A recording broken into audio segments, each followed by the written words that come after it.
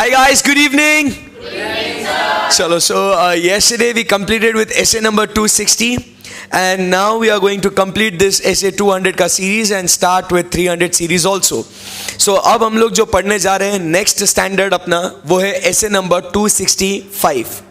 ध्यान से पढ़ना, बहुत छोटा सा स्टैंडर्ड है, इंटरेस्टिंग है, मजा आएगा पढ़ने के लिए. बात हो रही है किसके बारे में? essay number 265. बोलो रे कौन सा स्टैंडर्ड? essay number 265. सर ये किसके बारे में बात करता है 265? जरा ध्यान से इसको अच्छे से पढ़ना. It talks about communicating. क्या चीज? The deficiencies.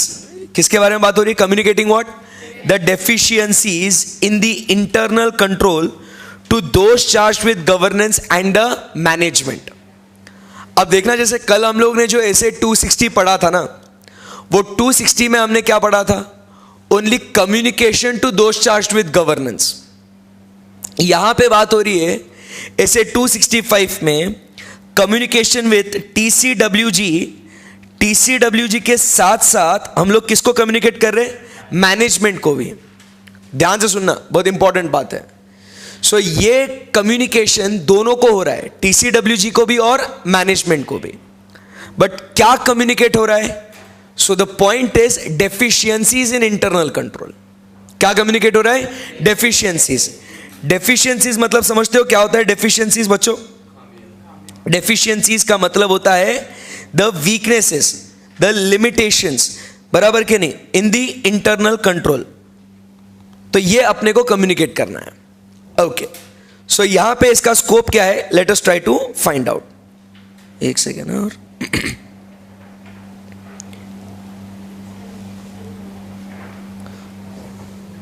वो हैंग हो गया था, वो उसको रिस्टार्ट करते हैं. सुबह से ये भी पढ़ रहा है ना बेचारा. तो आपके जैसे इसका दिमाग हैंग हो गया है. क्या हुआ बेटा? Application server. यस, चालू हो गया रिस्टार्ट करके. So we are communicating what? Deficiencies in the internal control. ध्यान में रखना, ये किन्हें कम्युनिकेट हो रहा है? टीसीडब्ल्यूजी भी और मैनेजमेंट को भी, दोनों को कम्युनिकेट हो रहा है. That is very important point, we need to note. अब इसके अंदर स्कोप क्या है? पहली बात, एकदम सिंपल स्टैंडर्ड है, रीड करेंगे दिमाग में चिपक जाएगा. Auditors responsibility to communicate appropriately to those charged with governance and management the deficiencies in internal control. Wow, समझा क्या आपको? मतलब जो स्टैंडर्ड का नाम था वही नीचे लिखा हुआ है, वो उसके अंदर रिस्पॉन्सिबिलिटी लगाई है. और हमें मालूम है ऐसे 200 की जो सीरीज है, वो 200 की सीरीज डील करती है किससे? रिस्पॉन्सिबिलिटीज से, राइट? आगे देन अगर आपको ये कम्युनिकेट करना है तो सबसे पहले what you need to do is you need to take the understanding of the internal control. अब हमको मालूम है हमें कौन से internal controls को understand करना जरूरी है, which are relevant to audit. बाकी कोई controls तो अपन देखेंगे नहीं. Very good. Understanding the controls के बाद do we need to identify and assess the risk of material misstatement? बोलो yes or no.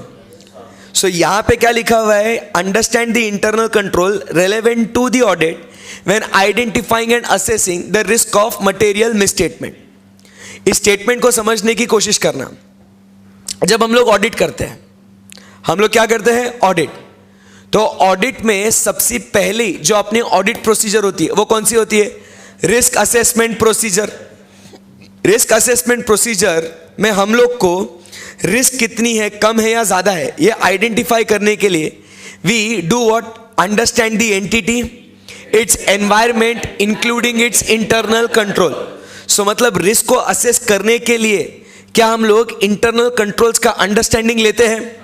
सो यहां पे वही पॉइंट लिखा हुआ है कि you have to take the understanding of the internal controls relevant to audit when you are identifying and assessing the risk of material misstatements. Simple सी बात है ना, एकदम करेक्ट है. सो अब क्या होता है, आप ये जो रिस्क ऑफ मटेरियल मिसस्टेटमेंट्स है, आप इसे क्यों कंसीडर करते हो? क्योंकि ये रिस्क ऑफ मटेरियल मिसस्टेटमेंट्स के बेसिस पे आप क्या करते हो? You design your further audit procedures. RAP के बेसिस पे आप लोग बढ़ते हो क्या? FAP. You design your further audit procedures, बराबर के नहीं? सो यहां पे क्या लिखा हुआ है, in making those risk assessment auditor considers internal control in order to design audit procedures that are appropriate in the circumstances. सही है ना?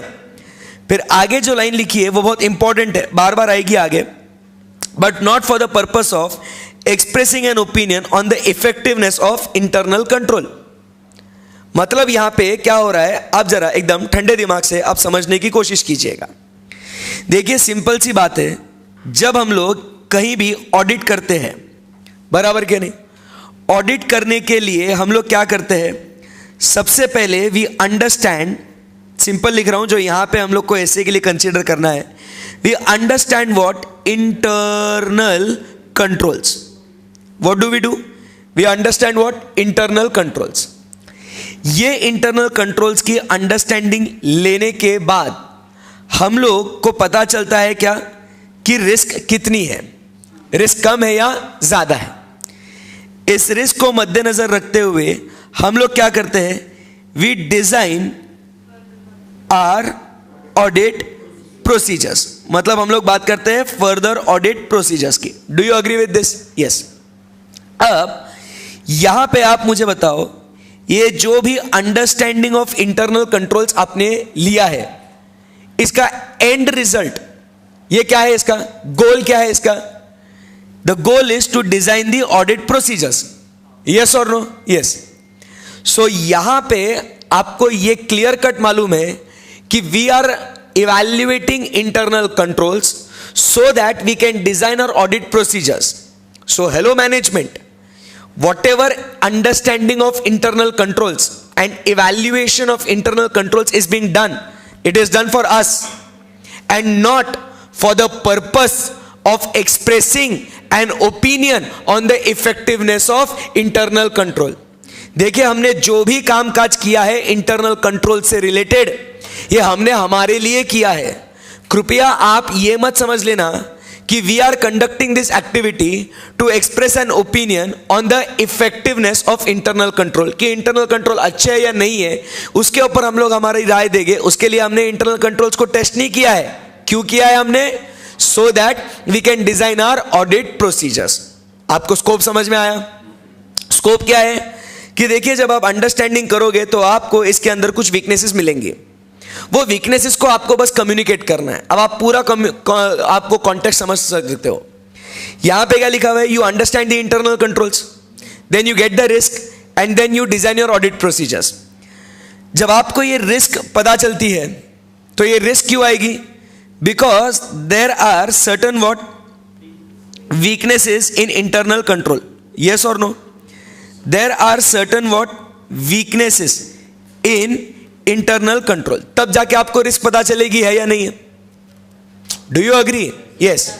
सो जब आपको ये वीकनेस पता चलेगी, जब आपको ये वीकनेस पता चलेगी, आपका काम बस यही है कि ये वीकनेस आपने क्या करना है, कम्युनिकेट करना है दोज चार्ज विद गवर्नेंस को एंड मैनेजमेंट को।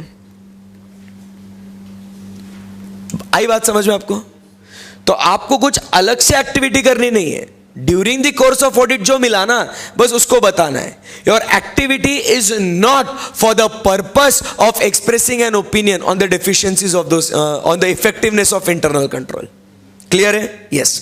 आगे, this essay specifies which identified deficiencies the auditor is required to communicate to those charged with governance and the management. जमा यहां तक स्कोप। आगे बढ़ते हैं। Effective date 1st April 2010.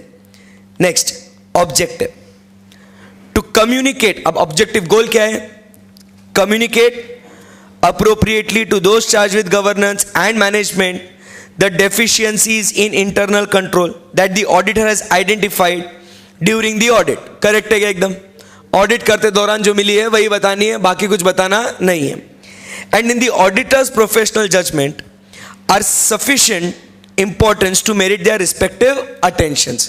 मतलब हमारे हिसाब से मैनेजमेंट आपका इन वीकनेसेस पे ध्यान आना जरूरी है, इसके लिए मैं बता रहा हूं. हम लोग कौन से वीकनेसेस बताएंगे जो during the course of audit अपने को मिले हैं. बट सारी वीकनेसेस बताएंगे क्या? नहीं. We will only tell those weaknesses which in the auditor's professional judgment are very important to merit their respective attention, कि उनका उसके ऊपर ध्यान आना जरूरी है. आई बात समझ में? इसके लिए हम आपको बता रहे हैं, तो जरूरत नहीं है बताने की. वो एरिया बहुत इंपॉर्टेंट है. इसके लिए मैनेजमेंट आपका उन वीकनेसेस पे ध्यान आना जरूरी है. हमको वो गलती मिली है, बता रहा हूं आपको. आई बात समझ में आपको? यस. आगे रिक्वायरमेंट. अब ये कैसे करेंगे आप? अब अपने को मालूम है ऑब्जेक्टिव क्या है. ऑब्जेक्टिव क्या है? कम्युनिकेट करना है. तो अब ये ऑब्जेक्टिव को पूरा करने के लिए, ये ऑब्जेक्टिव आप कैसे पूरा करोगे वो अपन बात कर रहे हैं रिक्वायरमेंट की. How will you achieve that? ध्यान से देखना. सिंपल से पॉइंट है, ऐसे एकदम सिंपल है ना. देखो बस खत्म हो गया. Simple, right? चलो. सो requirements. The auditor shall determine whether on the basis of the audit work performed, whether he has identified one or more deficiencies in the internal control. Requirement क्या है? पहले तुम determine कर लो, तुम पहले खुद evaluate कर लो कि during the course of conducting the audit क्या तुम्हें कोई weakness in internal control मिला है या नहीं मिला है. क्योंकि हम लोग स्पेसिफिकली गलतियां ढूंढने के लिए काम करने वाले हैं क्या? Specifically weaknesses in internal control ढूंढने के लिए काम कर रहे हैं क्या? नहीं भाई. ऑडिट करते दौरान जो मिले वो बताएंगे. सो वैसा तुमको मिला है या नहीं मिला है, बस उसकी बात हो रही है, राइट? नंबर 2, अगर तुमने आइडेंटिफाई किया है, बराबर के नहीं, वन और more deficiencies in the internal control, the auditor shall determine on the basis of the work perform whether individually or in combination they constitute what? Significant deficiencies. वापस से बोलता हूं, फालतू वीकनेसेस बताएंगे क्या? नहीं. हम लोग कौन सी वीकनेसेस को बताएंगे? Which are of sufficient importance, मतलब ही सिग्निफिकेंट, कि मैनेजमेंट ने इसके ऊपर ध्यान देना चाहिए. तो पहले क्या तुम्हें गलती मिलती है क्या, वो तुम देखो. मिली तो फिर क्या वो सिग्निफिकेंट है या नहीं, वो चेक करो. आई बात समझ में?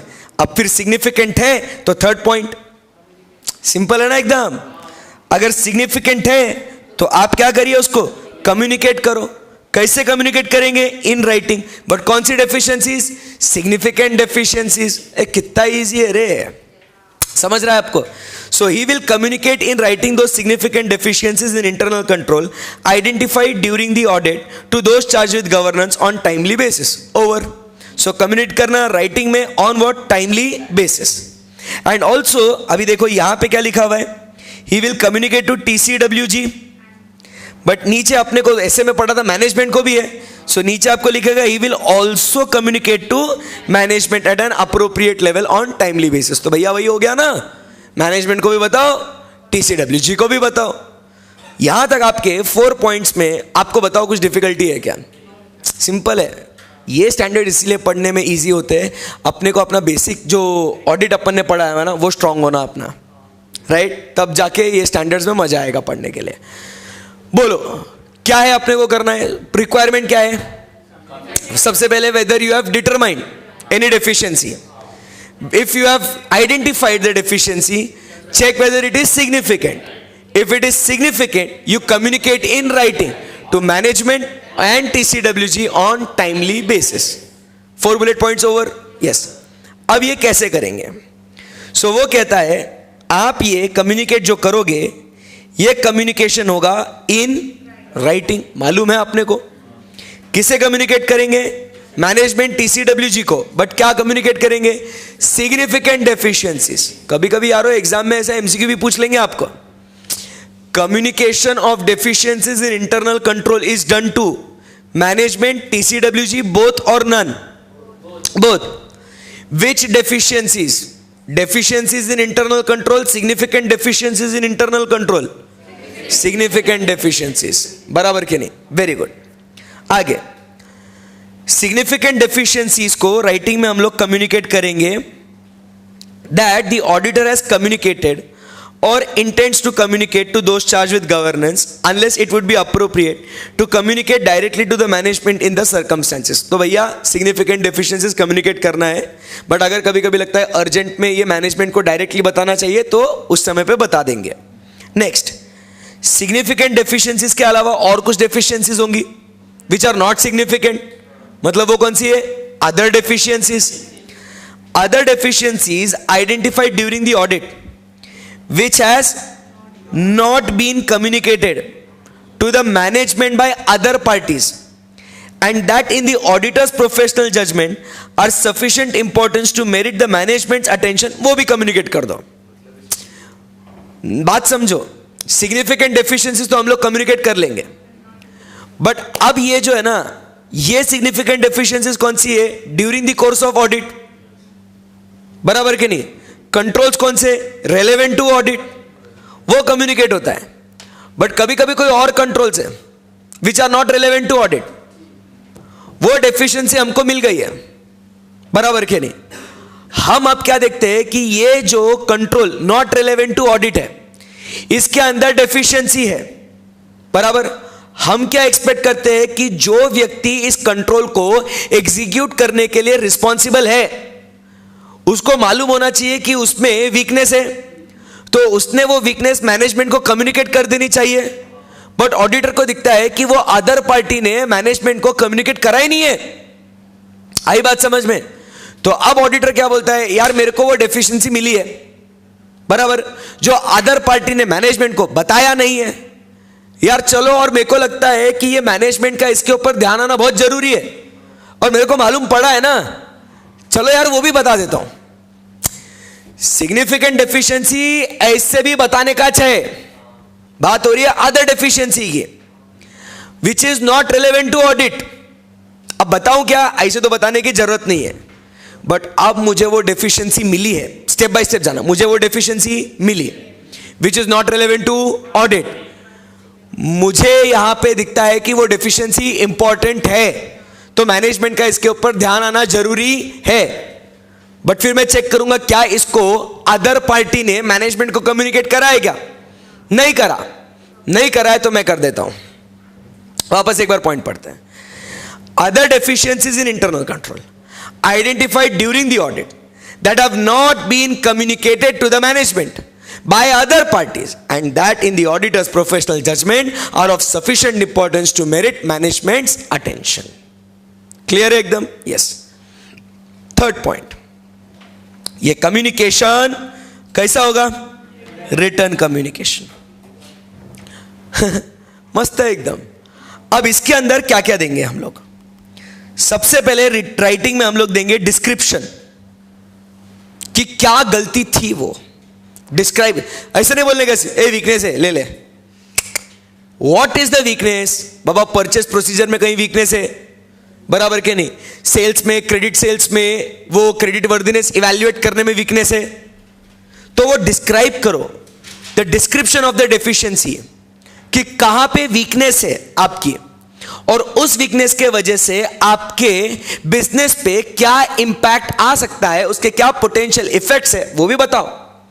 सिचुएशन की ग्रेविटी को अगर उनको बताना है, उनको उसके ऊपर अगर उसका ध्यान उनका आकर्षित कराना है ना, तो पहले आपको उनको बताना पड़ेगा कि इस गलती के वजह से आपकी कैसे बच सकती है. नहीं तो मैनेजमेंट ध्यान देगा क्या?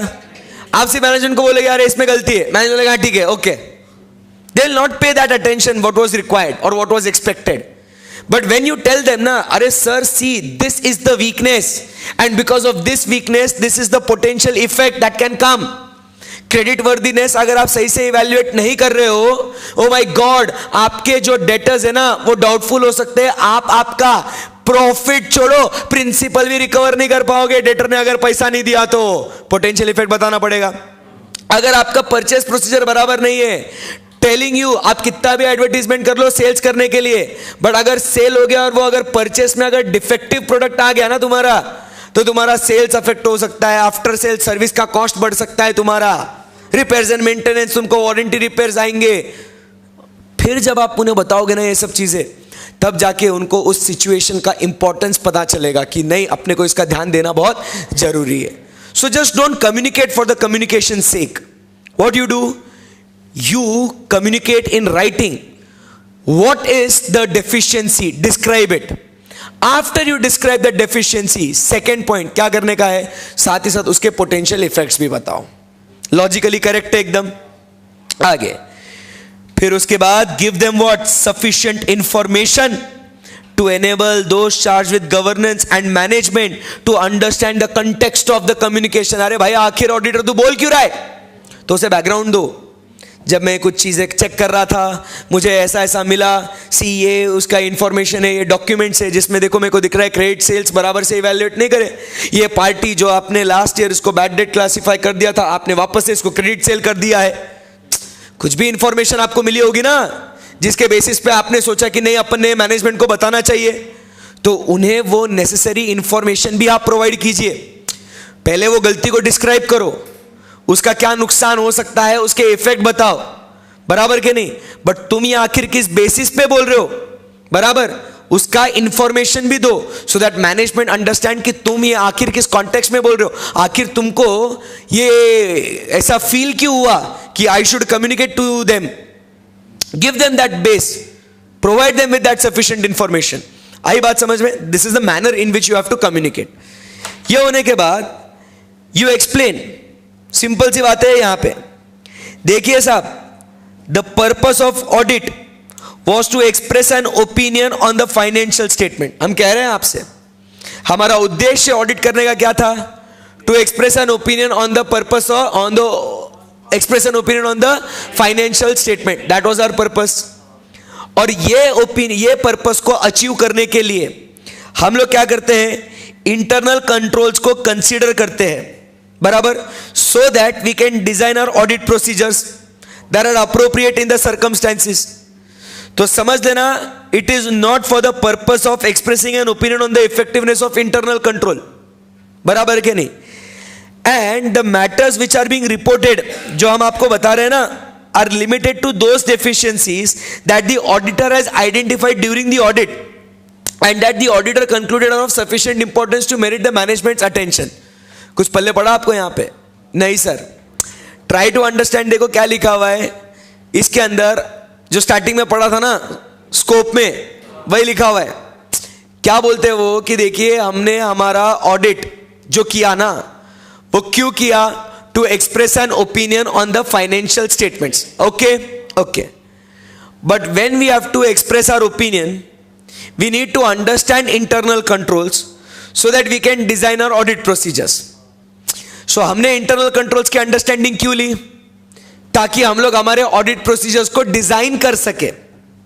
सो ध्यान रहिएगा कि it is not for the purpose of expressing an opinion on the effectiveness of the internal controls. आई बात समझ में?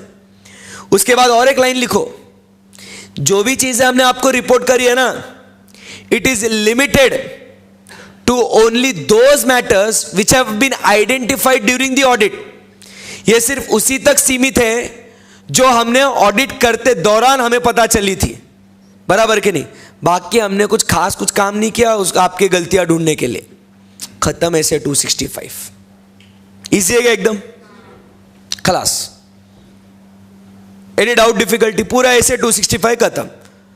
शैल we move ahead now? Yes.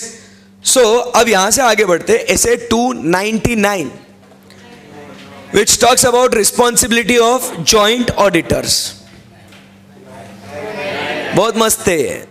दोनों जॉइंट ऑडिटर्स नहीं करते तो नहीं मत करो, दोनों नहीं मत करो. ऐसे 299 आके बताएगा कि उनकी रिस्पॉन्सिबिलिटी क्या है. So we talk about SA number 299, responsibility of joint auditors, the last standard under 200 series. Correct एकदम? Yes. So are you guys ready? एकदम सिंपल है. Yes. So now joint audit क्या होता है मालूम है आपको? जॉइंट ऑडिट जो है, ट्राई टू अंडरस्टैंड, एक यहां पे कंपनी है, एंटिटी बोल लो, कंपनी नहीं बोलेंगे. कौन है यहां पे? There is one entity. अब जब इस एंटिटी का audit more than one chartered accountant firm जब करेगी for same financial year, that type of audit is called as what? Joint audit, right? मतलब यहां पे मान लो अगर messrs A B C and यहां पे अगर मान लो messrs P Q R audit करते हैं एक ही एंटिटी का, so they together are called as what? Joint auditors of the entity. Important point, ये जो जॉइंट ऑडिटर्स अपॉइंट करते हैं ना, ये अपॉइंट किया जाता है bye the entity itself. Okay, ऐसा नहीं है कि मैसेज एबीसी अपॉइंट हो गए और फिर मैसेज एबीसी बोलता है काम करो, मैसेज पीक्यूआर तुम भी मेरे साथ काम कर लो. The second auditor will also be appointed by the entity only. एक ऑडिटर दूसरे ऑडिटर को कैसे अपॉइंट करेगा? पॉसिबल है क्या? नो. आई बात समझ में? सो अब यहां पे इन दोनों की रिस्पॉन्सिबिलिटीज क्या होगी, किस तरीके से निभाएंगे, ये सारी बातचीत करेगा कौन? SA number 299. आई बात समझ में? So their roles, their responsibilities, सारी बातें करेगा कौन? SA number 299. Are you guys ready? Let's start. This standard deals with the professional responsibilities which the auditors undertake in accepting such appointments as joint auditors. पहली जो responsibility है, it is in respect to division of work. पहले समझाऊं या पहले read करना है? पहले समझाना है. सिंपल सी बात है. डिवीजन ऑफ वर्क, काम आपस में बांटो. कैसे बांटोगे? ध्यान से सुनो. एक तो आप पीरियड के बेसिस पे बांटो. पहले 6 महीने का तू कर ले, बाद में का 6 महीने का मैं कर लेता हूं, बराबर? या तो एक काम कर लेते हैं, एसेट्स का तू देख, लाइबिलिटीज का मैं देखता हूं, सेल्स का तू देख, परचेस का मैं देखता हूं. या तो तू पीएनएल का देख ले, मैं बैलेंस शीट का देखता हूं. So you divide the work. But फिर जो एरिया मटेरियल है जिस पे दोनों का काम होना चाहिए, दोनों का एक्सपर्टीज वहां पे लगना चाहिए, वो काम को आप डिवाइड मत करो. This is how you divide the work. Over. बस पढ़ते हैं. Where the joint auditors are appointed, they by mutual discussion divide the audit work among themselves. आपस में बातचीत कर लेना और वर्क को डिवाइड कर लेना. The division of work would be usually in the terms of the identifiable units. बराबर ना? डिवीजन कैसा होगा? बेस्ड ऑन द आइडेंटिफाइबल, जो आप आइडेंटिफाई कर सकते हो. जैसे पीरियड है, बैलेंस शीट के आइटम्स है, यू कैन आइडेंटिफाई इट. और specified areas. In some case, due to the nature of the business, the entity of the audit, such division of the work may not be possible. तो ठीक है, फिर नहीं हो सकता divide. In such situations, division of work may be with reference to the items of assets or liabilities, income or expenditure, or with reference to period of time. यही तो बोला मैंने आपको. भाई डिवाइड कर लो आपस में बातचीत करके. कैसे डिवाइड करोगे? आइडेंटिफाइबल यूनिट्स में. नेचर ऑफ बिजनेस के वजह से वो यूनिट्स आइडेंटिफाई नहीं कर. आइडेंटिफाइबल यूनिट्स या एरियाज मतलब क्या होता है ना, बेसिकली कि एक बड़ी कंपनी है, इसके अलग अलग यूनिट्स होते हैं, मैन्युफैक्चरिंग यूनिट्स होते हैं, जहाँ पे एक आइटम यहाँ बनता है, दूसरा आइटम वहाँ बनता है, तीसरा आइटम वहाँ बनता है. सो हम क्या करते हैं जॉइंट ऑडिट में? बेसिकली भाई यूनिट 1 का मैं देखता हूँ, यूनिट 2 का भी मैं देखता हूँ, 3 और 4 का तू देख ले. ऐसा करके हम लोग क्या कर लेंगे? जॉइंट ऑडिट कर लेंगे. बराबर कि ये 2 यूनिट मैं संभालता हूं, 2 यूनिट तू संभाल. बट नेचर ऑफ बिजनेस के वजह से ऐसा कहीं पॉसिबल अगर ना हो तो फिर तुम कैसे डिवीजन करो? Asset, liability, income, expenditure, period, your call. Mutually decision ले लो. बराबर के नहीं? उसके बाद certain areas of work owing to the importance और the nature of the work, मतलब मटेरियल है या उसमें एक्सपर्ट नॉलेज बहुत लगने वाला है, तो वो क्या कहता है? भैया इसको आप डिवाइड ना करें. नहीं तो शेयरिंग ऑफ एक्सपर्टीज एडवांटेज कैसा मिलेगा रे अगर सारा काम आप डिवाइड कर लोगे? शेयरिंग ऑफ एक्सपर्टीज एडवांटेज कैसा मिलेगा? तो जो इंपॉर्टेंट काम है भैया दोनों मिलकर कर लो. Next, the division of work among joint auditors as well as the areas of work to be covered by all of them should be adequately documented and preferably communicated to the entity. क्योंकि अपना तो मालूम है, communication हो जाएगा. जो अपन को appoint करा है उसको भी तो मालूम होना चाहिए कि वो क्या काम कर रहा है और मैं क्या काम कर रहा हूं. Any difficulty? No. Now we talk about coordination. Coordination.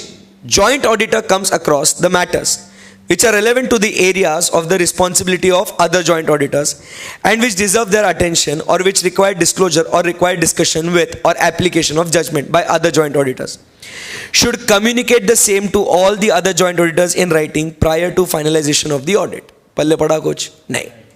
जैसे try to understand. अगर आप P&L अकाउंट देख रहे हो और मैं बैलेंस शीट देख रहा हूं, कभी कभी क्या होता है, एक काम दूसरे से कनेक्टेड होता है.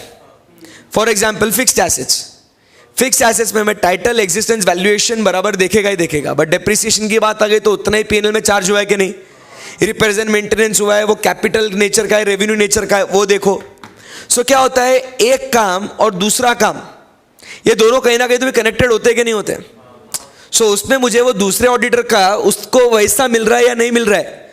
भाई कुछ रिपेयर्स थे क्या, ये एसेट है, या वो बोलेगा भाई रिपेयर है यहाँ पे, वो एसेट है क्या वहां पे, बराबर के नहीं. तो उनमें आपस में वो कोऑर्डिनेशन होना चाहिए कि नहीं होना चाहिए, होना चाहिए. सो ये कोऑर्डिनेशन होना जरूरी है. इसके लिए जो भी आपको कम्युनिकेट करना है, you do it before what, finalisation of the report, ताकि उसको भी मालूम हो क्या है क्या नहीं है. Next, relationship among joint auditors. ये रिश्ता क्या कहलाता है, एकदम मस्त है. ये देखो इतना पढ़ने का और ये ऐसे खत्म, 299 एकदम मस्त है रे. राइट, आगे बढ़ सकते हैं यहां से जी. अब एकदम मस्त पढ़ना रिलेशनशिप ऑफ जॉइंट ऑडिटर्स. इसमें कुछ खास समझाने लायक बातें नहीं है, सिर्फ इसको प्यार से एक बार रीड करना है. Each joint auditor is responsible only for the work allocated to him. Do you agree? भाई मेरे हिस्से में जो काम आएगा उसके लिए मैं रिस्पॉन्सिबल रहेगा ना, तेरे हिस्से का जो काम आएगा उसके लिए तू रिस्पॉन्सिबल. सही बात है ना एकदम. कोई दिक्कत है आपको इसमें? नहीं सर. सो यहाँ पे each joint auditors is divide किया था ना काम, जो तेरे हिस्से में आया उसके लिए तू जिम्मेदार, मेरे हिस्से में आया मैं जिम्मेदार. चलो कैसे बिना पढ़े मैं आपसे पूछता हूँ, जो काम डिवाइड नहीं किया उसके लिए दोनों जिम्मेदार. वेरी गुड, क्या बात है यार, गजब. Whether or not he has prepared a separate report on the work performed by him. On the other hand, all joint auditors are jointly and severally responsible for which work? The work which is not divided. For decisions taken by all the joint auditors. देखिए, जो divide किया उसके लिए मैं जिम्मेदार, जो divide नहीं हुआ दोनों जिम्मेदार. जिसके ऊपर दोनों ने डिसीजन लिया दोनों जिम्मेदार boss. Like nature, timing of the audit procedures. It may be clarified that all the joint auditors are responsible only in respect of the appropriateness of the decisions concerning. जितना हिसाब से तुमने डिसीजन लिया उतने उतने के लिए आप रिस्पॉन्सिबल रहोगे. इन रिस्पेक्ट ऑफ, हाँ ये थर्ड वाला पॉइंट जरा इंपॉर्टेंट है, ध्यान लगाना. In respect of matters which are brought to the notice of the joint auditors. Coordination वाली बात हो रही थी ना यहाँ, कभी कुछ बोलना पड़ेगा, उससे कंसल्टेशन लेना पड़ेगा. सो अगर आपने कोई matter which is brought to the notice of the joint auditor by any one of them and on which there is agreement among the joint auditors. इसने मुझे कुछ बोला, किसने, एक जॉइंट ऑडिटर ने मुझे कुछ बोला, सर ऐसा ऐसा है, बोला ठीक है वैसा वैसा है, okay we agree. Depreciation provide किया है सर, इतना इतना है, मैं देखता हूँ हाँ इतना इतना है, we both agree to it. बराबर, पॉलिसी जो डेप्रिसिएशन की बराबर है, yes we agree to it, बराबर कि नहीं सर. प्रेजेंस, वो टाइटल उसका एग्जिस्टेंस है, हाँ है, वैल्यूज करेक्ट है, we both agree to it. Common काम किया वो, it was brought to my notice, I agree to it. इस केस में क्या हो जाएगा, we will be jointly and severally responsible. दोनों रिस्पॉन्सिबल रहेंगे. अपन किसके अंदर का पार्ट पढ़ रहे हैं कि दोनों किसके लिए रिस्पॉन्सिबल रहेंगे, उसके अंदर के ये बुलेट पॉइंट्स है 1 2 3. नहीं समझा? ये 1 2 3 पॉइंट्स किसके रिलेटेड है? ये when both are responsible. So first वाला जो काम डिवाइड नहीं किया है, दूसरा जो दोनों ने डिसीजंस लिए, तीसरा एक ने मेरा कंसल्टेशन लिया, मैंने उसको अग्री किया. अगर मान लो कुछ हो गया उसके अंदर तो कौन जिम्मेदार? दोनों. आई बात समझ में आपको? यस. आगे for examining that financial statements of the entity comply with the disclosure requirement. अब फाइनेंशियल स्टेटमेंट्स पे तो पूरा एज अ ओवरऑल काम करेंगे ना, तो इसके लिए दोनों जिम्मेदार रहेंगे ना, बोलो हाँ। एंड लास्ट में audit report complies with the requirements of the, audit report तो दोनों मिलके देंगे, तो उसके लिए कौन जिम्मेदार, दोनों। ये जो 5 पॉइंट है ना, ये आपको ध्यान से सुनना। एक तो एमसीक्यू के लिए पूछा जाएगा, या तो आपको शॉर्ट नोट के लिए पूछा जाएगा कि mention the points where joint auditors are jointly and severally responsible. वो 5 पॉइंट कौन से हैं? Work not divided, decisions taken by both, work communicated by one joint auditor to another where both agree to it. Number 4 point क्या कहता है? Disclosure in the financial statements and audit report as per the relevant statute, जिसपे दोनों का काम है। आगे बढ़ते हैं। Next, if any matter about, कौन सा 5 पॉइंट्स में के, कोई भी matter has brought to the attention of the entity or other joint auditor after audit report, the other joint auditor would not be responsible। भाई खत्म। देख सिंपल सी बात, अगर हमने ऑडिट रिपोर्ट पे ओपिनियन दे दिया, बराबर, ये बोलता क्वालिफाइड, मैं बोलता एडवर्स, बराबर, बट जब एडवर्स दिया था ना, उस टाइम पे दोनों ने अग्री किया था। बाद में आके जब ये बोलेगा ना, और नहीं सर क्वालिफाइड था, ऑडिट रिपोर्ट दे दी, अब मेरा तो क्वालिफाइड ओपिनियन था, चुप बे, अब दोनों रिस्पॉन्सिबल रहेंगे। ऑडिट रिपोर्ट इश्यू करने के बाद तो आगे कुछ बोलेगा वो नहीं जमेगा। बात समझ रहे ना मेरी आप? So if any matter is brought to the notice of the auditor, बराबर, other auditor after the report, कोई वैल्यू नहीं है उसका, बराबर के नहीं, बोलो यस और नो? यस। तो उसके लिए तू रिस्पॉन्सिबल रहेगा करके, जमी क्या बात? पहले लाया तो दोनों रिस्पॉन्सिबल है, बाद में लाया तो मैं रिस्पॉन्सिबल नहीं है उसके लिए, अकेला रिस्पॉन्सिबल नहीं है। नहीं समझे आप? मैं अकेला रिस्पॉन्सिबल रहूंगा क्या बाद में? नहीं, बराबर, दोनों रिस्पॉन्सिबल रहेंगे। It is the responsibility of each joint auditor to determine the nature, timing and extent of the audit procedures applied by the auditor in each area. The issues such as appropriateness of using test checks or sampling should be decided by each joint auditor. Clear है? आगे, in case of the large entity where there are several branches including those audited by the branch auditors, the branch audit report or returns may be scrutinized by different joint auditors in accordance with the allocation of the work. कुछ पल्ले पड़ा? नहीं। ध्यान से सुनना, joint audit और branch audit ये concept अलग अलग है, ध्यान से समझने की कोशिश करिएगा। जॉइंट ऑडिट और ब्रांच ऑडिट में डिफरेंस क्या है? देखिए दोस्तों, जब हम लोग ब्रांच ऑडिट करते हैं तो ये एंटिटी है, ये इस एंटिटी की ब्रांच है, ठीक है। अब ये ब्रांच का ये ऑडिटर देता है रिपोर्ट, और ये रिपोर्ट इशू करता है किसको? इस एंटिटी के ऑडिटर को, बराबर के नहीं? ये इसे कंसीडर करके audit report of the entity as a whole बनाएगा। He will prepare an audit report of the entity as a whole, correct है ना? यस।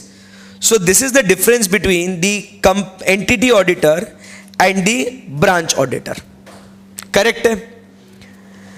जब हम लोग joint audit करते हैं, so ये यहाँ पे वही entity, but अब यहाँ पे 2 firms audit कर रहे हैं। मान लो एक है मेसर्स ABC और दूसरा है मेसर्स PQR। जब ये लोग ऑडिट रिपोर्ट देंगे ना, सो ये ऑडिट रिपोर्ट जो है ये दोनों मिलके देंगे। आई बात समझ में? यहां पे ब्रांच वाला सिर्फ ब्रांच पे रिपोर्ट देगा, बराबर के नहीं? बट ये जो ऑडिटर है ये कंपनी एज अ होल पे रिपोर्ट देगा। बात जमी यहां तक आपको? बोलो ना हाँ या ना? हाँ। बट ये जब जॉइंट ऑडिटर्स है, ये एंटिटी एज अ होल पे रिपोर्ट देंगे, करेक्ट है। अब यहां पे क्या होगा, मान लो ये ब्रांच ऑडिटर एंटिटी को रिपोर्ट देता है, मतलब किसको देगा, इन दोनों को देगा ये। तो ये दोनों इस ब्रांच रिपोर्ट को कंसीडर करेंगे, दोनों कंसीडर करेंगे कि नहीं करेंगे, बोलो ना, दोनों इस रिपोर्ट को कंसीडर करेंगे। बट कंसीडर करेंगे कितना, किसके हिसाब से, इन accordance with the allocation of work, उसके हिस्से में जो पार्ट आता है उससे रिलेशन में ही वो ब्रांच रिपोर्ट को कंसीडर करेगा, एंड फिर जाके दोनों ओवरऑल रिपोर्ट देंगे। फिर ओवरऑल रिपोर्ट तो दोनों को देना है, इसके लिए तो वो जॉइंट और सेवरली रिस्पॉन्सिबल है उसके लिए। बट जब ब्रांच रिपोर्ट आती है तो ब्रांच रिपोर्ट अपन ने अपने हिस्से में, अपने बाटे में जितना काम आता है ना, उससे रिलेटेड अपन ने कंसीडर करना है। आई बात समझ में, क्लियर एकदम, यस। वापस पढ़े वो पॉइंट, हाँ। In case of the audit of large entity, where several branches, including those required to be audited by the branch auditors, the branch audit reports or returns may be scrutinized by different joint auditors in accordance with the allocation of work. Jama, a significant part of the audit work involves obtaining and evaluating information and explanation from the management. This responsibility is shared by all the joint auditors unless they agree upon a specific distribution of responsibility. Management से information लेना है starting में, identifying, understanding the entity, दोनों का काम है, दोनों ने अंडरस्टैंडिंग लेना है, एक्सेप्ट अगर हम में डिवीजन होगा तो, अदरवाइज जॉइंटली सेवरली दोनों responsible. Each joint auditor is entitled to assume that the other joint auditors have carried out their part. Assume करने के लिए हम entitled है, हमें अनुमति है कि जो हमने काम डिवाइड किया था ना, मैं assume कर लेगा उसने उसका काम किया होगा, भले किया नहीं किया मेरे को फर्क नहीं पड़ता फिर, क्योंकि उसके लिए वो रिस्पॉन्सिबल है। So I am entitled to assume.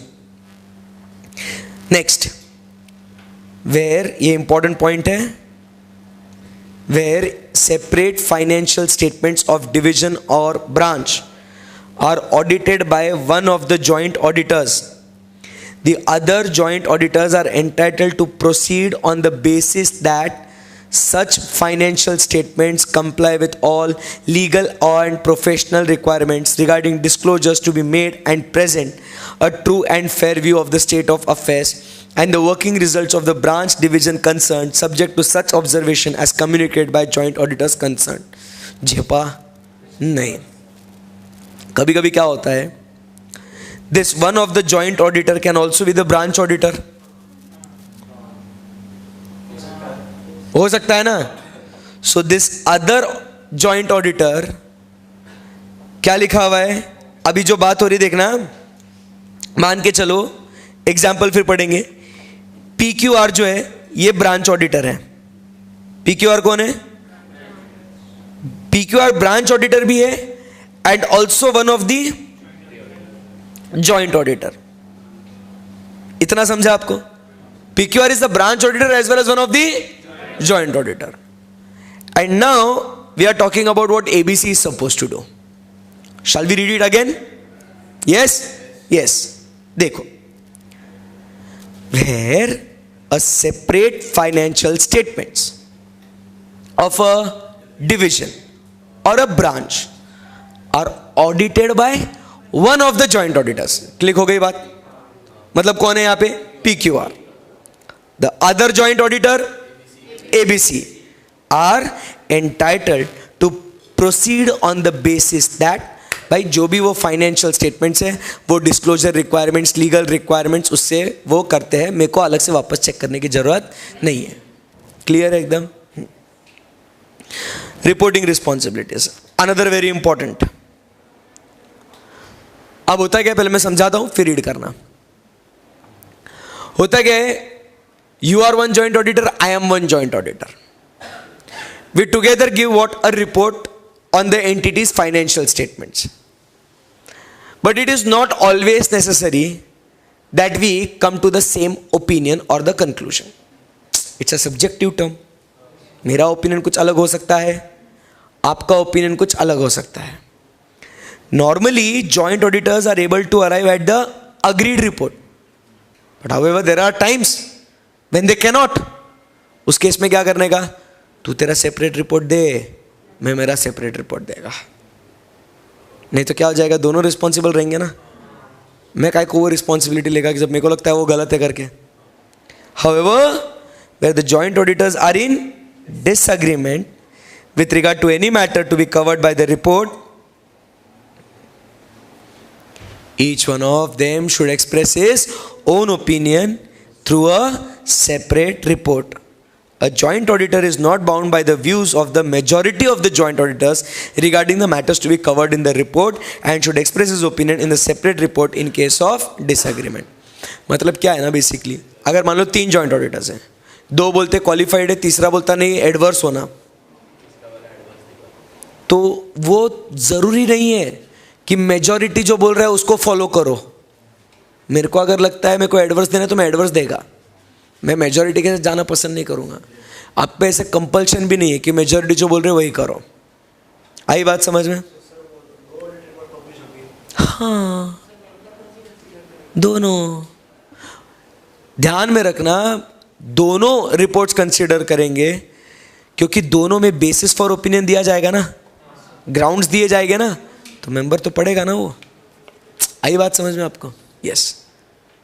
आगे बढ़े यहां से.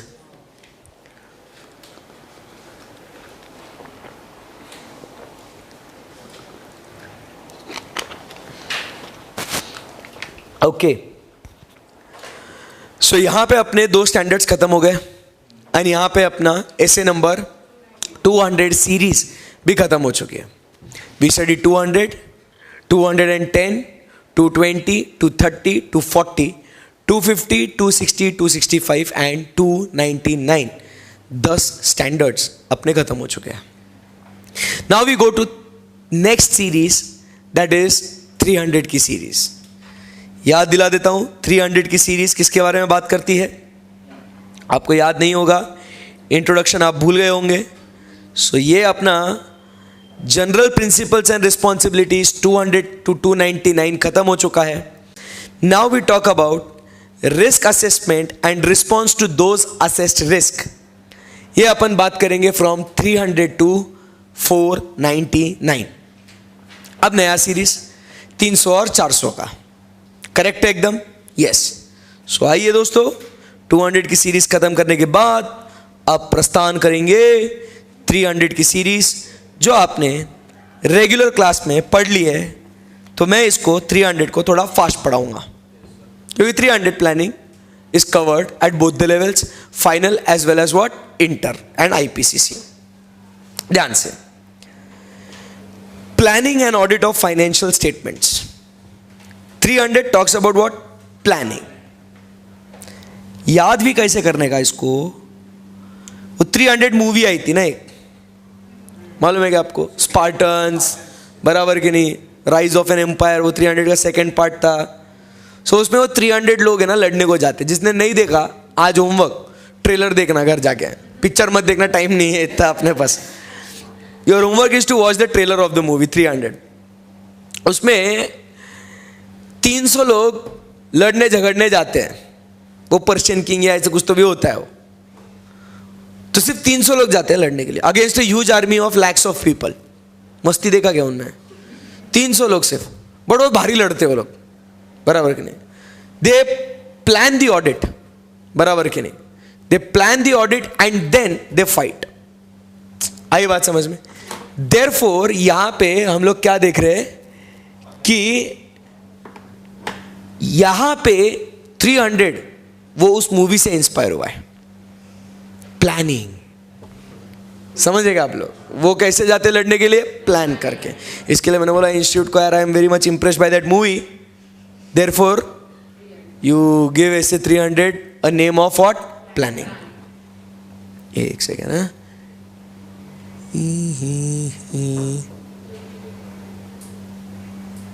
एक सेकेंड मालूम मेरे को, मैं होशियार है थोड़ा. 2 मिनट, थोड़ी तो इज्जत दे. हाँ कर ले देखो. Okay okay. So let's go ahead now. We talk about 300 now. Planning. एकदम मस्त ध्यान से देखना. पहले पूरा थीम जो अपन ने पढ़ लिया वो मैं बता रहा हूं. स्कोप ऑफ दिस ऐसे भाई, अब तुमको तुम्हारी पूरी रिस्पॉन्सिबिलिटीज मालूम पड़ गई है ना. क्या क्या करना है तुमको. सबसे पहले first you have to conduct an audit in accordance with the standards on auditing. बराबर कि नहीं. तो वो overall objectives of independent auditor उसमें बात करिए. Then you agree the terms of engagement. काम करते करते क्वालिटी रिक्वायरमेंट्स को पूरा करो, डॉक्यूमेंटेशन करो. फ्रॉड के बारे में बात हुई थी. You also consider the laws and regulations. Then you communicate with those charged with governance. You communicate the deficiencies to management and those charged with governance and responsibility of joint auditor. पूरा पूरा responsibilities मालूम है. अब फिर audit करेंगे. Audit ऐसे मुंह उठा के करेंगे. हाँ मत बोलो. नहीं ना. पहले क्या करना पड़ेगा अभी. Planning. So next standard 300 series planning. Planning and audit of financial statements. The auditor's responsibility is to plan an audit of financial statements. It is framed in the context of recurring audits. Recurring audits, year after year, you are only the auditor. आई बात समझ में? Yes. Objective. The objective of the audit is to plan the audit so that it can be performed in an effective manner. Chapter की शुरुआत में हमने पढ़ा था कि प्लानिंग करना क्यों जरूरी है. Because it helps the audit to be conducted in effective, efficient and timely manner. Next, जब हम लोग प्लान करेंगे ये इफेक्टिव ऑडिट करने के लिए तो इसके अंदर बहुत सारी चीजें लिखी हुई है. रिक्वायरमेंट्स. अभी मतलब अब यहां पे सीधा सीधा ऑब्जेक्टिव क्या बोला है. अच्छा ऑडिट होना है इसके लिए. सो अब इसकी रिक्वायरमेंट क्या है. प्लानिंग में आपने क्या क्या करना चाहिए. So let's focus upon the headings first. First, आपने की एंगेजमेंट टीम मेंबर्स को इन्वॉल्व करना है. क्योंकि उनसे जब बातचीत करेंगे तो they will give us what the knowledge, they will share the insights, they will share the information. तो प्लानिंग करते समय की एंगेजमेंट टीम मेंबर्स को बुलाओ, इन्वॉल्व करो. फिर उसके बाद you also have to consider the preliminary engagement activities, what you did in SA number 220. बराबर क्या नहीं. क्वालिटी के लिए आपने क्या किया था. You obtained information from the firms and the network firms. You evaluate the threats of identified breaches. ये सब बातें करी थी आपने. तो आपको ऑडिट एक्सेप्ट करना है या नहीं करना है उसके पहले आप कुछ चीजें चेक करते हो. तो वो प्रिलिमिनरी एक्टिविटीज है. उसके बाद प्रिलिमिनरी एक्टिविटीज के बाद आप प्लान करेंगे. प्लानिंग में आप बनाएंगे आपकी ऑडिट स्ट्रैटेजी. बराबर के नहीं. ऑडिट स्ट्रैटेजी होने के बाद आप बनाएंगे आपका ऑडिट प्लान. अब उसके बाद ऑडिट प्लान और ये आप अपडेट और चेंज कर सकते हो आपकी मर्जी के अनुसार.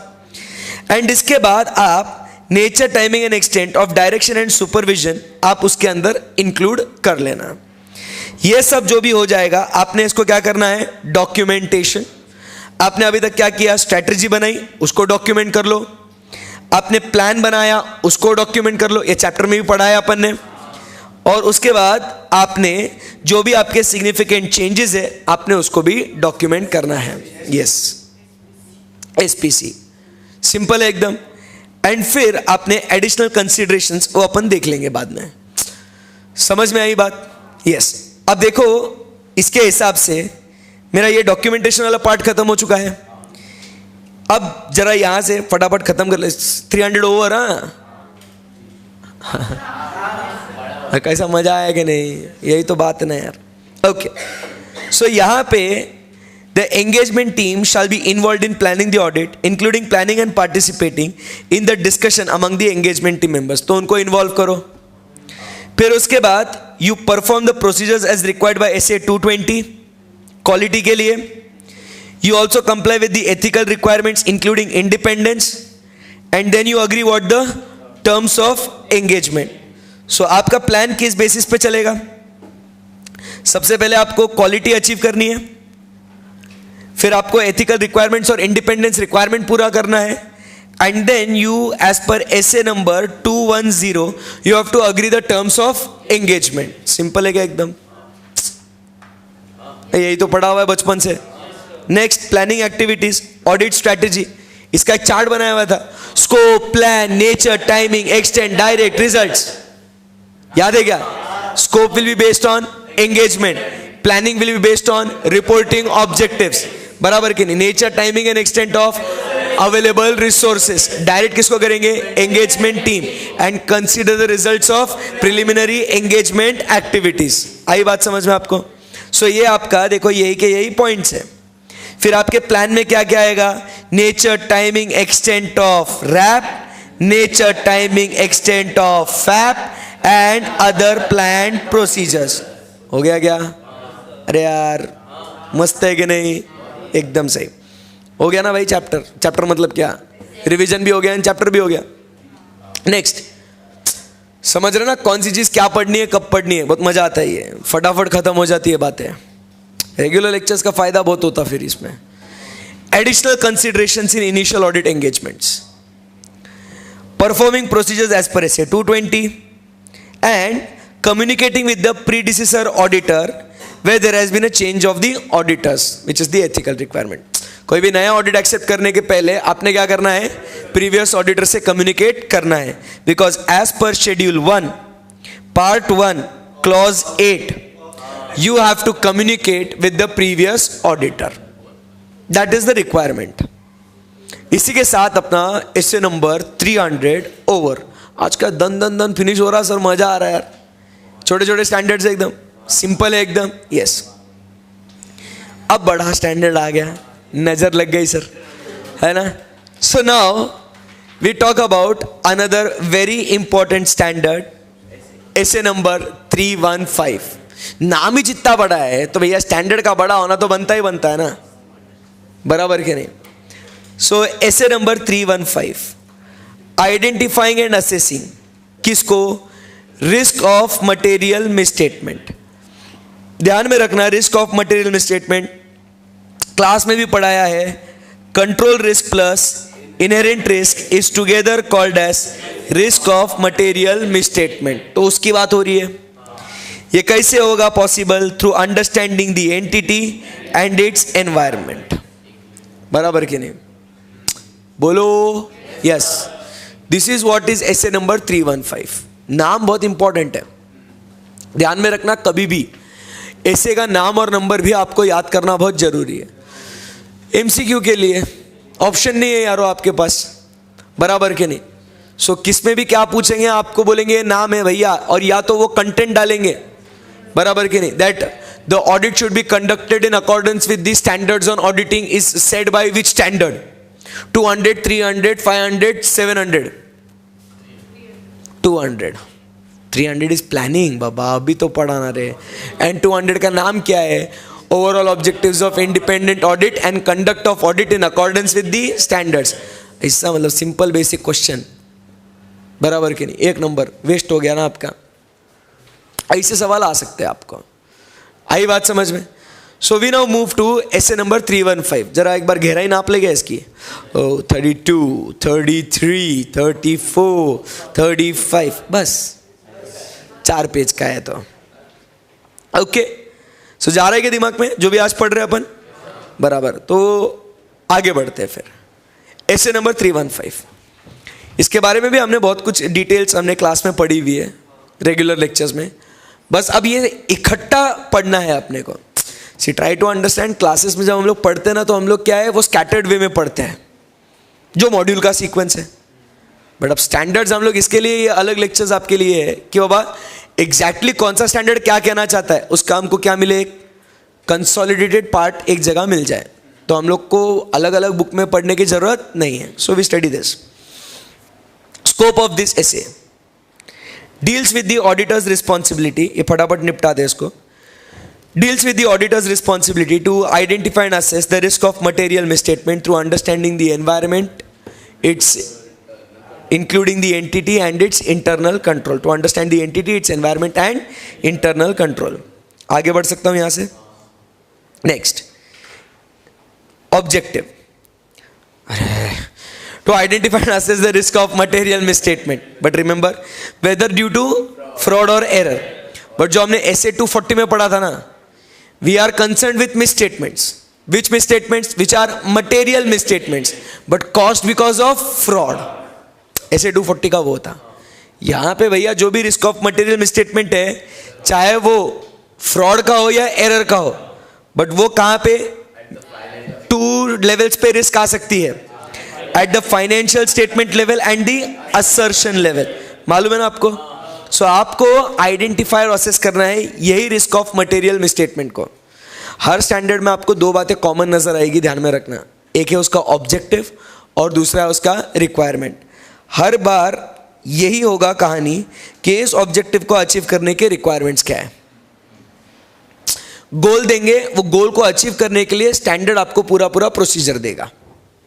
हर स्टैंडर्ड का एक कॉमन फीचर है, ठीक है? Okay, so you have to identify and assess the risk of material misstatement, whether due to error और फ्रॉड, फर्क नहीं पड़ता, फ्रॉड हो या एरर हो, बराबर के नहीं। वो कहां पे आ सकती है risk of material misstatement? At financial statement level और असर्शन लेवल। Very good.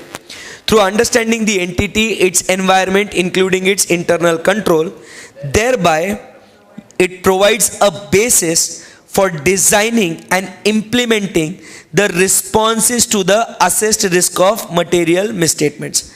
अब अगर आप नेक्स्ट जो स्टैंडर्ड SA 330, देखो बोला नाम क्या है उसका, SA 330, देखो बहुत मजा आएगा, मैं दिखाऊंगा आपको स्क्रीन पे। नेक्स्ट स्टैंडर्ड क्या है? 330, 320 के बाद auditors responses to the assessed risk. नहीं समझ रहे आप? 315 में आप क्या करो? You identify and assess the risk of material misstatements. क्यों करना है? So that it provides the base to respond to those assessed risk. So basically ये जो 315 है ना, एकदम सिंपल ट्रिक बोल रहा हूं मैं आपको। 315 जो है ना वो रैप है, 330 जो है ना वो फैप है। ये बेसिक है। ये 315 is RAP, 330 is FAP, but this entire thing should happen in what? Materiality. बीच में आता है ऐसे नंबर 320, बराबर के नहीं? और 330 खत्म हो गया ना भाइयों, उसके बाद डायरेक्ट 300 सीरीज ओवर है। अरे बहुत बड़ा ही है, but direct we start with 402 and 450। 300 series खत्म, 400 सीरीज में 2 स्टैंडर्ड्स हैं। ऐसा ये कॉन्सेप्ट अपना लिंक होते हैं। एंड देन 500 तो ऑलमोस्ट अपन ने पूरा पढ़ लिया है इंटरमीडिएट लेवल पे। अरे कितना मजा है ना फिर यार तुम्हारे जिंदगी में। स्टैंडर्ड्स का टेंशन नहीं है, बहुत मस्त है ये स्टैंडर्ड्स। ओके, रिक्वायरमेंट रेडी क्या आप लोग? Yes, okay. सो क्या लिखा हुआ है? मस्त एकदम पढ़ना। अभी अपने को क्या करना है ये भूलना नहीं, अभी स्टेप बाय स्टेप है, एकदम क्लियर कट। बहुत बड़ा स्टैंडर्ड है ये, 4 पन्नों का है भाई, एकदम ध्यान से सुनना है। अभी लगे तो आज सिर्फ इतना भी हुआ ना अपना पढ़ के तो भी चलता अपने को, बट जो भी पढ़ना है अच्छे से पढ़ना है। So risk assessment procedure and related activity, SA 315 में अपना उद्देश्य क्या है? What is the goal? See we need to identify and assess the risk of material misstatements happening where? At the financial statement level और assertion level. Doesn't matter whether वो because of error और fraud, बराबर? So how to identify this risk is the main question. So how will you identify that risk? So you have to do what? To identify the risk, you have to do RAP. 330 में response is what? FAP. सही है ना एकदम? So to identify the risk, whether due to error or fraud, you carry out the risk assessment procedure. Correct है? And also do the related activities, उससे जुड़ी हुई कुछ बातें हैं वो कर लो। क्लियर है एकदम? अब अंदर के पॉइंट। अब आपको लगेगा सर इतना मैटर है इसके अंदर, आएगा क्या हमको? पता नहीं सर। Let's see. Perform risk assessment procedure to provide a basis for identification and assessment of risk of material misstatement. आता माझी सटकली, वही है क्या ये? मतलब भाई वो बोलता है सर तुम रिस्क असेसमेंट प्रोसीजर करो, क्यों? Because you need to identify and assess the risk of material misstatement, that is nothing but my objective. बोलो ना रे, ये मेरा ऑब्जेक्टिव है। ये ऑब्जेक्टिव को अचीव करने के लिए क्या लिखा है मैंने, क्या करूंगा मैं, रैप। अब रैप को परफॉर्म करने के लिए मैं क्या करेगा, रैप को क्यों परफॉर्म करूंगा, वही तो रिस्क को, वही लिखा हुआ है। The risk assessment procedure by themselves do not provide sufficient and appropriate audit evidence on which to base an opinion। मेरे को रिस्क असेसमेंट प्रोसीजर से सिर्फ रिस्क कितनी हो सकती है वो पता लगता है, एक्चुअल कितनी रिस्क है या actual financial statements true and fair है या नहीं। मतलब मुझे ओपिनियन देने के लिए रैप मदद करते नहीं है। रैप के बेसिस पे करता हूं फैप, और फैप के बेसिस पे देता हूं ओपिनियन। बोलो यस और no, yes.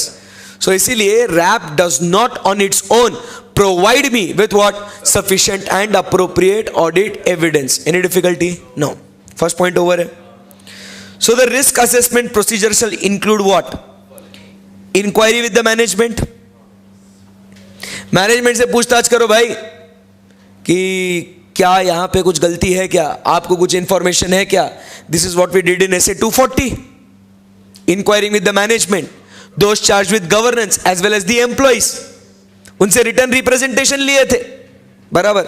So inquire of management and others within the entity who is in the auditor's judgment may have the information, बराबर के नहीं, that is likely to assist in identifying the risk of material misstatement whether due to error or fraud।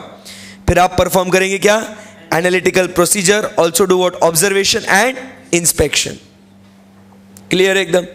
इससे आप क्या कर सकते हो, risk है या नहीं उसका पता लगा सकते हो। पूछताछ करो, हाँ, एनालिटिकल प्रोसीजर, हाँ, analytical procedure is what, one of the methods so that we can use to find out whether risk are there और not. Try to understand what do we do in analytical procedure, we do the comparison और identify the relationships, बराबर कि नहीं, with the prior period anticipated information और the industry information, with financial to financial और financial to non financial. But अगर कहीं पे mismatch है, गारंटी है क्या कि कहीं मिसमैच होना जरूरी है करके, बोलो ना, कहीं गारंटी है क्या कि मिसमैच होना नहीं। But it gives you what, an indicator, an idea that कुछ तो गड़बड़ हो सकती है। फॉर एग्जाम्पल, मान लो मेरे पास अगर कार है तो रिपेयर्स एंड मेंटेनेंस का खर्चा आना बनता कि नहीं बनता, दैट्स अ रिलेशनशिप। बट अगर मान लो रिपेयर्स एंड मेंटेनेंस है ही नहीं, फिर नॉट नेसेसरली कि रिपेयर्स एंड मेंटेनेंस हो, बट आपका वहां पे ध्यान जाता है ना। So it gives you an idea ना कि यहाँ पे कुछ गड़बड़ हो सकती है, that is it gives you a risk indicators. So therefore you use analytical procedures also. You observe, you inspect certain documents to find out whether risk is there और नॉट। क्या किया अभी तक अपन ने, रैप परफॉर्म किया, वो perform किया so that we can identify the risk of material misstatement. RAP के अंदर क्या किया, ऑब्जर्वेशन, इंस्पेक्शन, एनालिटिकल प्रोसीजर्स और इंक्वायरी करी, बराबर के नहीं। Next point, the auditor shall consider whether information obtained from the auditor's client, the auditor shall consider whether the information obtained from the auditor's client acceptance or continuance process is relevant to identifying the risk of material misstatement, acceptance and continuance process। ये हम लोग SA 220 में भी करे थे, regular syllabus में हमने इसके बारे में बात भी करी थी। याद दिलाता हूं, SA 220 में भी क्या बात करी थी, SA 200 में भी बात करी थी इसके बारे में। We have to check what, before we communicate acceptance and communicate, we have to check the integrity of the owners, those charged with governance, बराबर के नहीं। Number 2, the capability of the engagement team। याद आ रहा है कुछ ऐसा?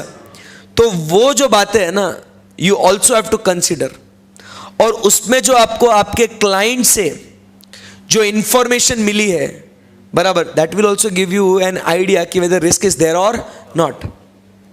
Then where the engagement partner has performed other engagements, उसने उन्हीं का कुछ और दूसरा काम करा हुआ होगा तो उसे आइडिया भी आएगी। एंड ध्यान से सुनना, यहां पे आप इस एक्सेप्टेंस के पहले you also communicate with whom, previous auditor. So ये भी आपको रिस्क के बारे में कुछ ये बता देगा ना। सो अगर आपने अदर एंगेजमेंट परफॉर्म किया है, he shall consider that whether information obtained is relevant, मतलब उससे भी फायदा होगा। Number 2, whether use the information obtained from the auditors previous experience with the entity. पिछली बार मैंने, आपको याद है क्या, प्रायर एक्सपीरियंस नहीं याद आ रहा आपको? अरे एंटिसिपेटेड रिजल्ट का नहीं आ रहा हूं मैं यहां, वो एनालिटिकल प्रोसीजर में। अरे वही एक्सेप्टेंस और कंटिन्यूएंस में, integrity of the owners, management, those charge with governance, बराबर, ability of the engagement team, फिर प्रायर एक्सपीरियंस, अपना कुछ घटना हुआ था क्या इनके साथ कुछ, वही बात हो रही ना यहां।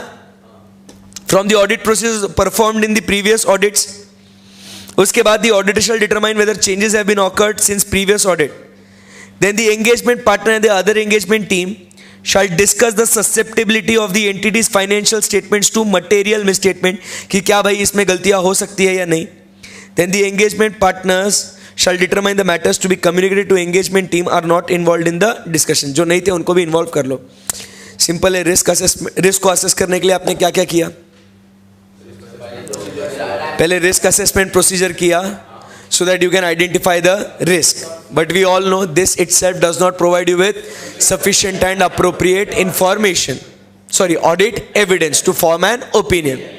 Number 2, what you will do, you perform the procedures like analytical procedures, observation, inspection and inquiry। फिर आपको ये रिस्क मौजूद है या नहीं ये पता लगाने के लिए आप क्या करोगे? नंबर 1, एक्सेप्टेंस एंड कंटिन्यूएंस के टाइम पे जो इंफॉर्मेशन मिली उसको कंसीडर करेंगे। आपने कुछ और काम किया होगा उन्हीं के साथ, वो कंसीडर करेंगे। आपका प्रीवियस एक्सपीरियंस आप वो यूज करेंगे, और जो डिस्कशन हुआ था अपने आपस में एंगेजमेंट टीम मेंबर्स के बीच में कि क्या इनमें मटेरियल मिसस्टेटमेंट आ सकती है क्या, बराबर कि नहीं, वो अपन देखेंगे। आई बात समझ में आपको? यस। फिर ये रिस्क असेसमेंट प्रोसीजर करने के बाद अब हम अंडरस्टैंडिंग लेंगे entity, its environment including its internal controls.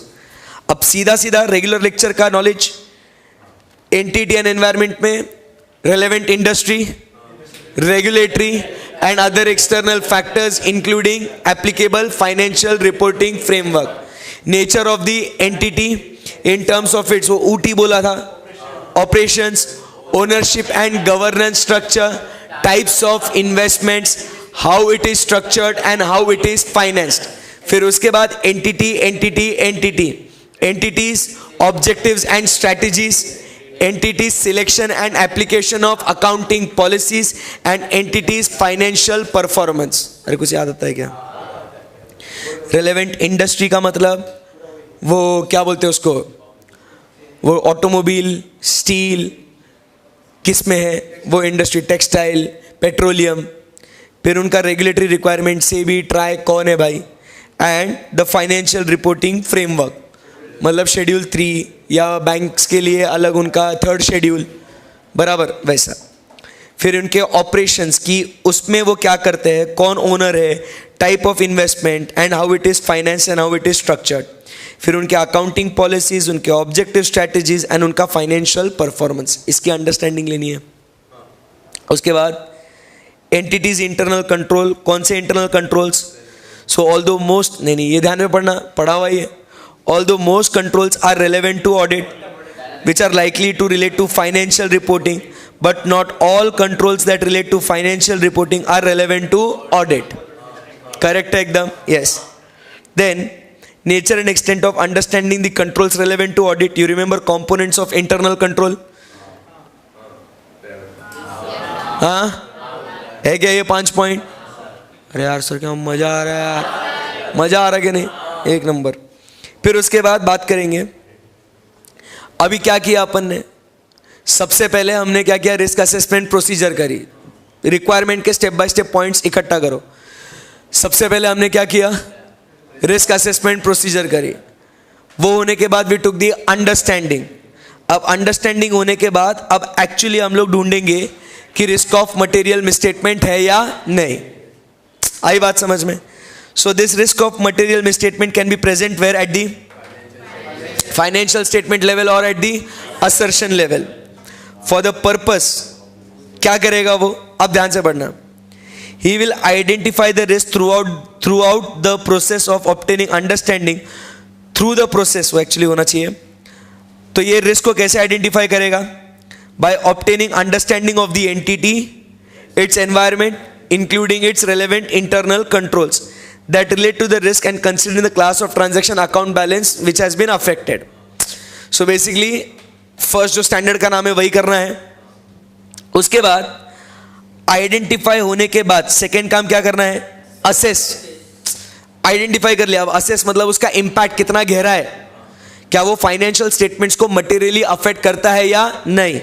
That is identify the assess risk and evaluate whether they relate more pervasively to the financial statements as a whole and affect many assertions. मतलब वो pervasive है या नहीं वो आपको check करना है, क्योंकि उसके बेसिस पे आपको क्वालिफाइड देना है या एडवर्स देना है, वो आपको ओपिनियन देना पड़ेगा ना। So you identify and assess the risk and then evaluate whether it pervasively affects the financial statements as a whole and affects many assertion. उसके बाद आप उसे रिलेट करो, कंपेयर करो to what can go wrong. What do we mean by what can go wrong? Is inherent risk, कि क्या क्या गलत हो सकता है। अब उससे रिलेट करो उसको कि वैसे वैसे वो गलती है या नहीं। Taking into account the relevant controls that auditor intends to test and then consider the likelihood of the misstatement including the possibility. क्योंकि अपने को सैंपल बेसिस पे करेंगे तो बार बार हो सकता है नहीं हो सकता, आप वो चेक करो और फिर उसका मैग्नीट्यूड के बाद वो पोटेंशियल मिस स्टेटमेंट देख के फिर आप आपका ओपिनियन देना। Consider the likelihood of misstatements, including the possibility of misstatements, whether the potential misstatement is of a magnitude that could result into what? Material misstatement. फिर अब जब वो material है, फिर देखेंगे वो pervasive है या नहीं है, उसके basis पे अपन अपना opinion देंगे। Now you understood how the flow comes. So first you identify the risk. कैसे identify करोगे? By understanding the entity, its environment, including its internal control. Then we will assess the risk, evaluate whether it pervasively affects or not. उसके basis पे हम लोग क्या check करेंगे? Relate it to the what can go wrong, that is inherent risk, and check the controls which you need to test. फिर हम लोग को जो रिस्क मिली, यहां पे क्या कर रहे हैं, हमने ये रिस्क को आइडेंटिफाई किया ना, ये एक्चुअल में मिली अपने को, बराबर के नहीं। और फिर हम लोग इस एक्चुअल रिस्क को कंपेयर करेंगे इनहेरेंट रिस्क को। और ये रिस्क में हमने कुछ सोचा था ना, इस रिस्क को प्रोटेक्ट करने के लिए मैनेजमेंट ने कुछ कंट्रोल्स लगाए होंगे। नहीं समझा आपको? मैं समझाता हूं अच्छे से। देखिए, रिस्क की बात हो रही है स्टेप बाय स्टेप। पहले क्या आपने रिस्क को आइडेंटिफाई किया? बोलो। आइडेंटिफाई करने के बाद आप क्या कर रहे हो? उसे असेस कर रहे हैं। असेस करने के बाद इसे आप इवैल्यूएट भी करेंगे कि क्या वो परवेसिव है या नहीं।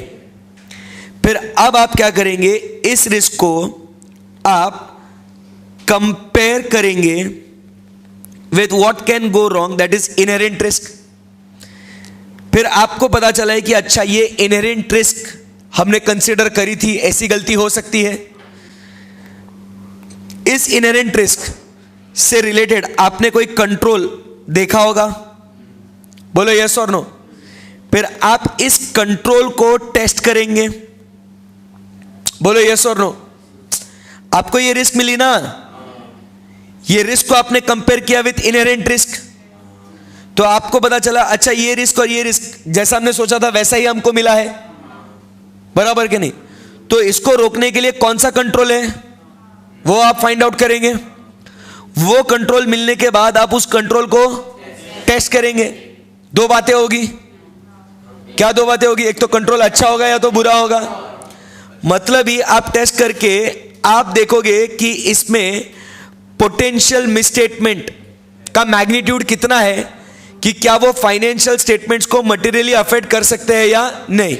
मतलब ही टेस्ट करके आप पता कर रहे हो about what the likeliness of the occurrence of that misstatement, बोलो ना। एंड फिर जाके आप जब आपको पता चलेगा okay this is material and this is what pervasive, accordingly you give what your opinion. जमी बात, यस। आगे बढ़ते हैं यहां से। Then risk that require special consideration, ठीक है ना। देखिएगा, if any risk are identified, और अगर ऑडिटर के अनुसार वो सिग्निफिकेंट रिस्क है, बराबर के नहीं, then while exercising the judgment the auditor shall exclude the effects of identified controls related to the risk. अगर उसको लगता है ये रिस्क सिग्निफिकेंट है, उसके ऊपर ये कंट्रोल्स छोड़ दो, अपने को उसको एक्सक्लूसिवली चेक करना पड़ेगा। सो कौन सी रिस्क सिग्निफिकेंट रिस्क है, he should consider the following. याद करने की कोशिश करना, the risk which is because of fraud,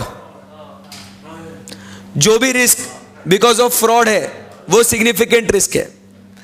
जो भी risk economic, accounting and other developments like regulatory requirement change हो गया उसके वजह से, कोई कॉम्प्लेक्सिटी ऑफ ट्रांजैक्शंस है, रिलेटेड पार्टीज है, सब्जेक्टिविटी इन मेजरमेंट जैसे कि बैड डेट्स है, एस्टिमेटेड लाइफ है, या कहीं पे भी significant transactions outside the normal course of business होते हैं, तो इन रिस्क को हम लोग क्या कहेंगे, सिग्निफिकेंट रिस्क कहेंगे। ये रिस्क पे आपको स्पेशल अटेंशन देना पड़ेगा। क्लियर है एकदम, yes. When the auditors determine the significant risk exists, the auditor shall obtain an understanding of the entity's control, including control activities relevant to the audit risk. Special ध्यान देना है। Simple सी बात है, ये देखो एग्जांपल्स दिया है कि कौन से सिचुएशन में कौन सी रिस्क सिग्निफिकेंट हो सकती है। सो फर्स्ट पॉइंट क्या कहता है, देखिए आपने रिस्क असेसमेंट प्रोसीजर करो, उसके बेसिस पे सेकेंड पॉइंट आप अंडरस्टैंडिंग लो वो करने के लिए, फिर third you actually identify and assess that risk. But जब आपको कोई रिस्क मिलती है और वो रिस्क आपको सिग्निफिकेंट लगती है तो आपको स्पेशल कंसिडरेशन देना पड़ेगा, उन कंट्रोल्स को गहराई में इवैल्यूएट करना पड़ेगा। तो फिर सवाल आता है कौन सी रिस्क सिग्निफिकेंट रिस्क है। सो वहां पे उन्होंने एग्जाम्पल दिया है कि जो रिस्क फ्रॉड के वजह से मतलब इंटेंशनली करी गई है, जो रिस्क में इकोनॉमिक डेवलपमेंट हो गया, नया कानून आया, जीएसटी आया, शेड्यूल 3 आया, नए नए डेवलपमेंट्स हो रहे हैं उसके वजह से। Number 3 complexity of transaction, like Punjab National Bank की बात हुई थी। Number 4 we talk about related parties के साथ है, गलत काम रिलेटेड पार्टीज के साथ ही ज्यादा कर सकते हैं। Subjectivity in measurement of transactions है, मतलब अगर बैड डेट्स है तो आपका सब्जेक्टिव मतलब आपका मेजरमेंट मेरा मेजरमेंट सब्जेक्टिव है, तो ऐसे कुछ ट्रांजैक्शन जो है उसमें क्या हो सकता है, उसमें सिग्निफिकेंट रिस्क आ सकती है। तो उसको आपने क्या करना है कि ऑडिटर ने स्पेसिफिक उस कंट्रोल्स को चेक करना है और फिर कंट्रोल एक्टिविटीज चेक करना है in relation to those risks. Easy एकदम, wow. Risk for which substantive procedures alone do not provide sufficient appropriate audit evidence, मतलब क्या है, देखिए the auditor may judge that it is not possible or practicable to obtain sufficient appropriate audit evidence only from substantive procedures।